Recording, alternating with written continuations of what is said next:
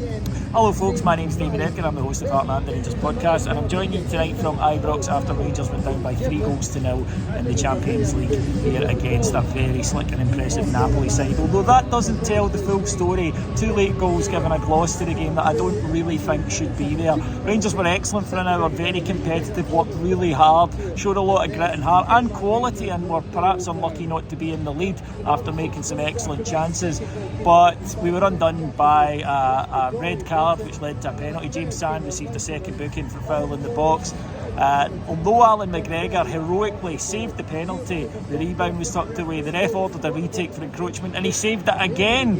And at that point you thought, well, maybe, but half an hour against this lot was always going to prove a bit too much. And in the end it did, but not before another penalty. A handball probably was one of those ones that you get in a modern game. That was tucked away, and after that I think everybody knew how tough it was going to be to get anything from it. Napoli added a couple of late goals, one particularly terrible howler from Glenn Kamara right at the end to give the scoreline a bit of a flattering look. But look, for Rangers fans after the last 2 weeks, what we expected, what we needed tonight was commitment, heart, things that we didn't see in the last 2 matches, and we did get that. We could have scored in the first minute, Alfredo Morelos with a header. And then Scott Arfield has forced a brilliant save from their goalkeeper. I mean, a real stunning one-handed stop. Alan McGregor's kept out at the other end as well. And a very even first half. You could see how good Napoli were. They moved the ball about with class, and they move as a team. I don't know if it comes across on the TV, but see in the flesh, they move as an 11. It's so impressive. And of course, on the ball, technically, their level is just so high.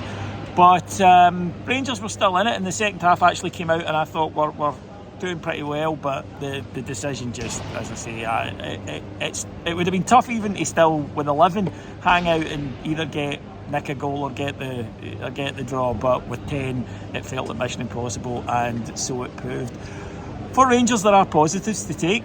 Those positives are the fact that we've shown again that we can compete, albeit I think, the Europa League, there's a different level of side when you come up against the likes of Napoli.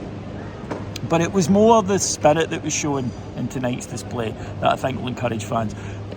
But we can't decide when to do that. We need, starting on Saturday against Dundee United, we need the same level of performance, we need the same attributes, we need the same drive and energy and desire that we saw tonight. There are still some issues. The defence still looks a little patchwork. They worked very hard tonight, but we had a back three tonight of Goldson, Sands and Lundstrom. That's 2 midfielders in there. And when we did make a substitution after the red card, it was Leon King who came on, not Ben Davies. So that's an issue. None of the new players started tonight, which is a concern. And although I thought the midfield played well tonight, Jack Davis and Scott Arfield, who was my man of the match, I thought he was excellent. That's not a long-term solution either. So issues are still there. But after the last 2 matches, I thought it was vital that we just showed something, that we just showed a little bit of pride. And they did do that tonight. And for that, I'm glad.